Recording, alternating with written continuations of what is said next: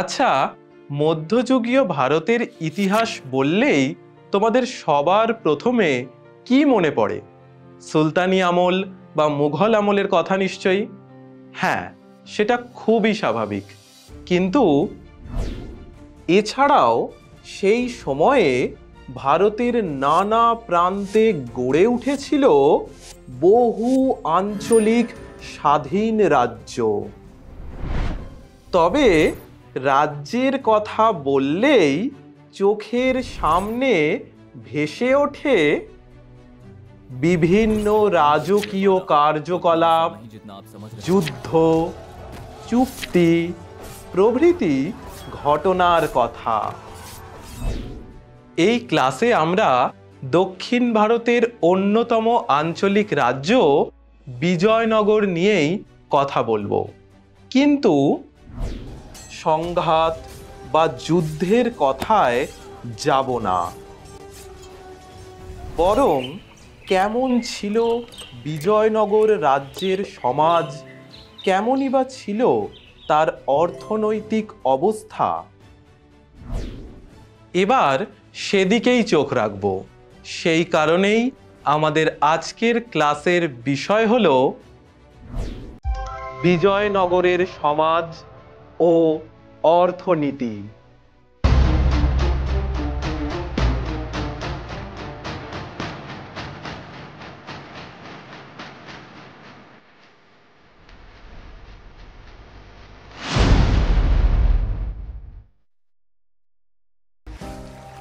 দক্ষিণ ভারতের বিস্তৃত এলাকা জুড়ে অবস্থিত ছিল বিজয়নগর রাজ্য।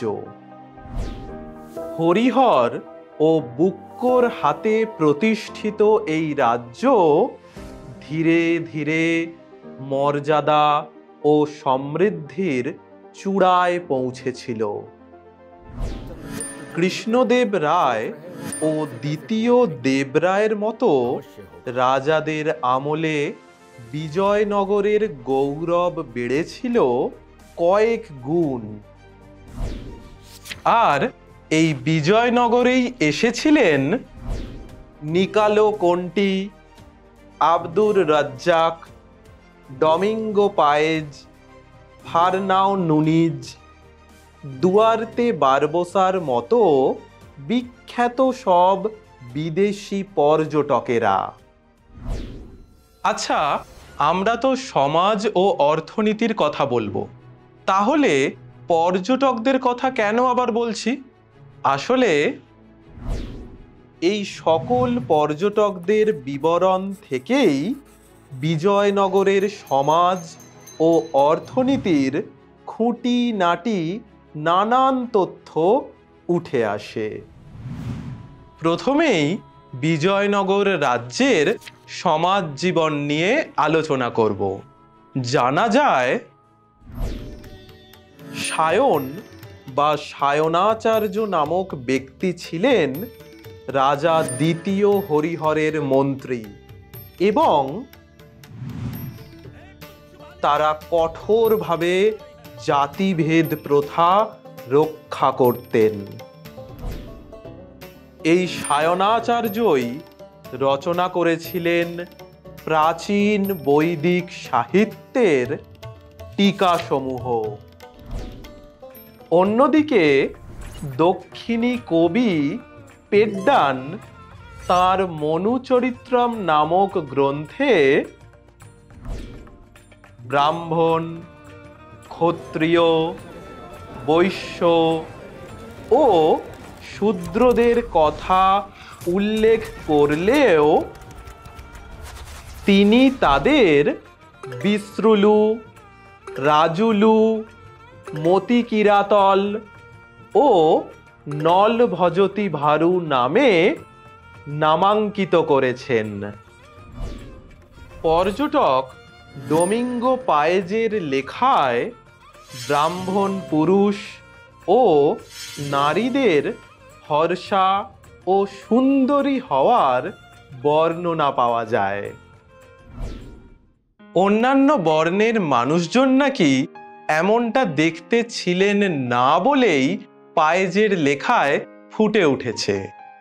এখানে একটা গুরুত্বপূর্ণ বিষয় জানিয়ে রাখি তোমাদের। সেকালে বিজয়নগরের নারীরা মুষ্টিযুদ্ধ, মল্লযুদ্ধ ও অস্ত্র চালনায় ছিলেন খুবই দক্ষ।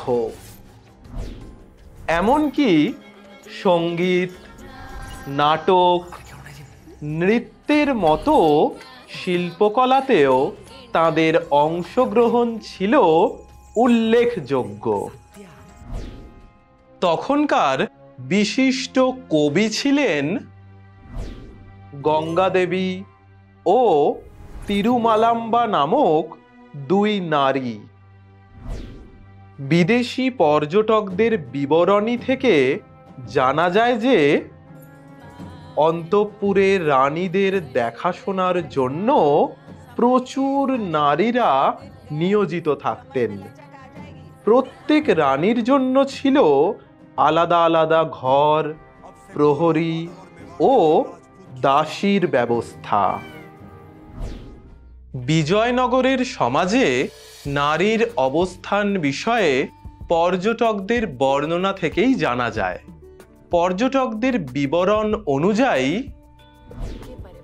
এক শ্রেণীর নারী স্বাধীনভাবে জীবিকা অর্জন করতেন ও নানা অনুষ্ঠানে অংশ নিতেন।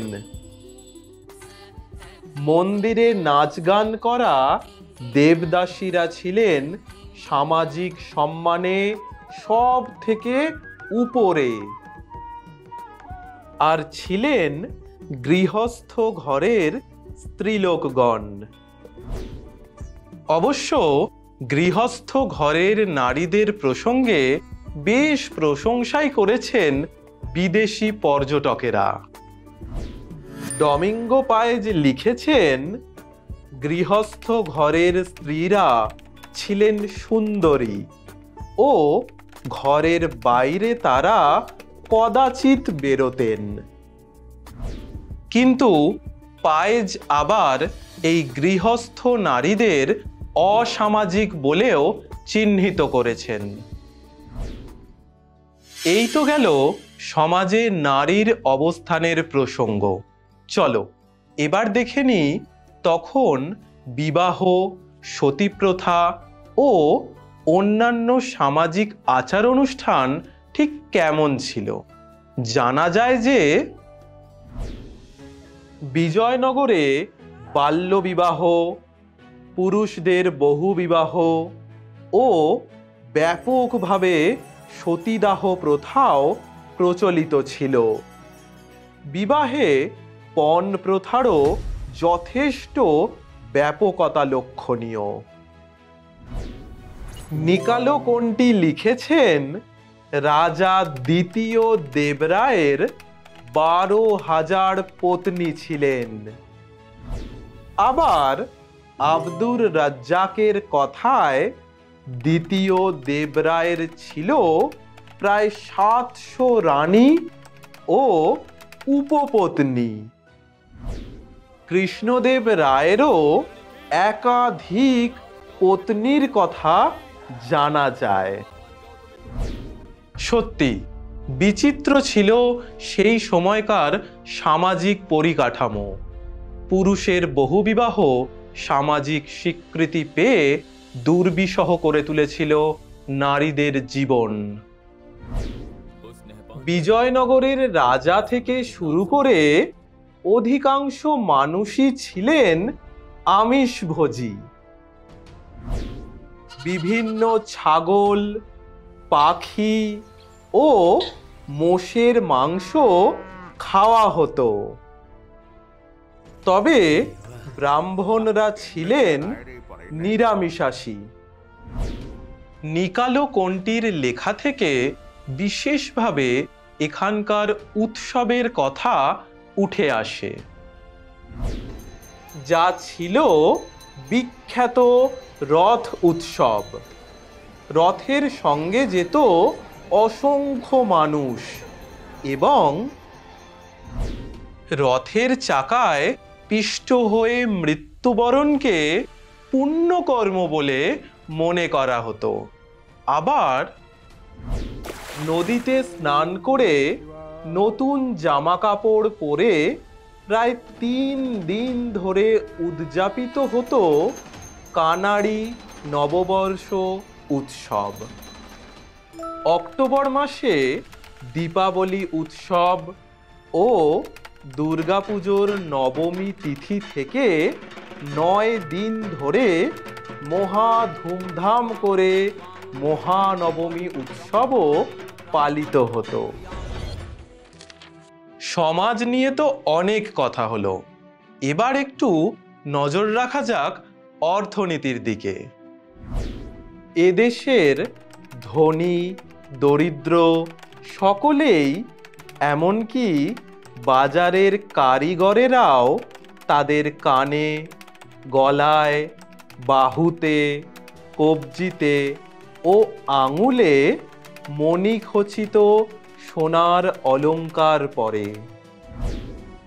পারসিক দূত আব্দুর রাজ্জাক বিজয়নগরের ঐশ্বর্য ও আর্থিক প্রাচুর্য প্রসঙ্গে ঠিক এমনটাই মন্তব্য করেছিলেন।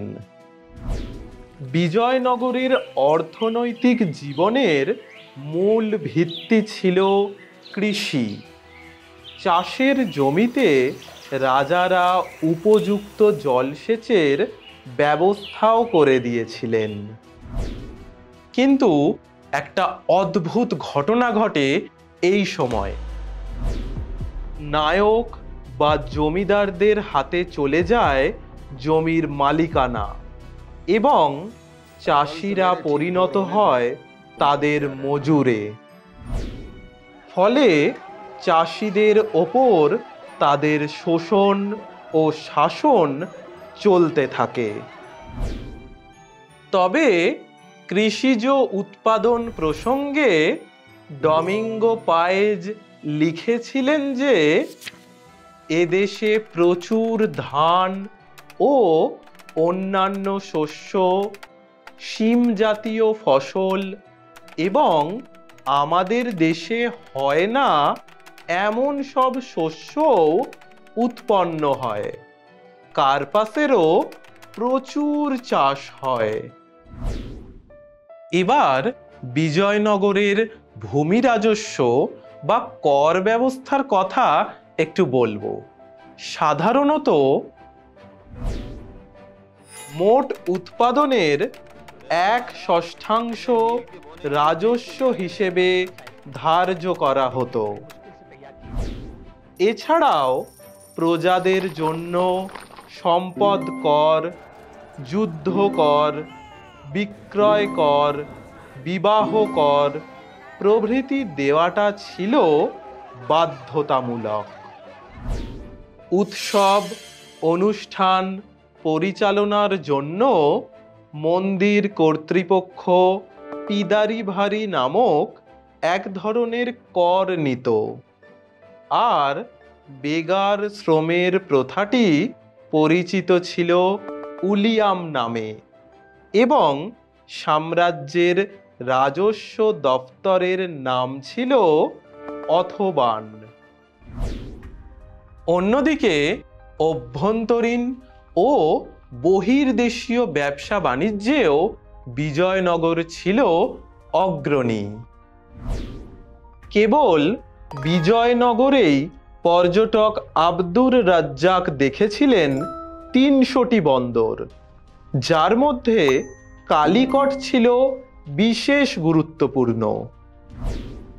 এখানে একটা দরকারি তথ্য দিয়ে রাখি।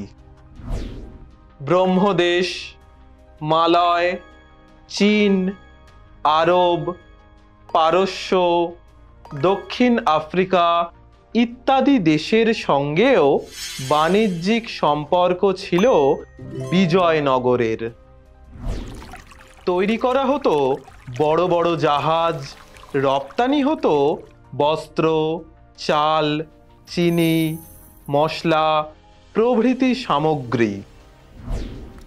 ধাতুশিল্প, বস্ত্রশিল্প, মৃৎশিল্প এবং সুগন্ধি দ্রব্য তৈরিতেও বিজয়নগর অতুলনীয়। এমনকি সেখানে দেবদেবী ও পশু পাখির প্রতিকৃতি খোদিত সোনা, রূপো ও তামার মুদ্রাও বহুল পরিমাণে ব্যবহৃত হতো। প্যাগোডা নামক এক ধরনের স্বর্ণ মুদ্রা ছিল তখন, আর মুদ্রায় নাগরী, কানাড়া, তেলুগু প্রভৃতি লিপি খোদাই করা থাকত। ইতিহাস যে শুধুমাত্র রাজা রাজরার কাহিনী নয় তা নিশ্চয়ই তোমরা বুঝতে পেরেছ। রাজার হাতে রাজত্ব বা সাম্রাজ্য গড়ে উঠেছিল ঠিকই, কিন্তু সাধারণ মানুষের প্রতিদিনের জীবনযাত্রা বা আর্থসামাজিক দিকগুলি সম্পর্কে না জানলে আমরা কখনোই সেই সময়কার প্রকৃত ইতিহাসের স্বরূপ বুঝতে পারব না। অতএব বিভিন্ন ঐতিহাসিক উপাদানের ভিত্তিতে বিজয়নগরের নানাবিধ সামাজিক প্রথা, উৎসব, রীতিনীতি ও সমৃদ্ধ অর্থনীতির যে পরিচয় আমরা পেলাম, তা নিঃসন্দেহে দক্ষিণ ভারতীয় আঞ্চলিক রাজ্য হিসেবে বিজয়নগরের ঐতিহ্যশালী গৌরবগাথারই পরিচয়বাহী।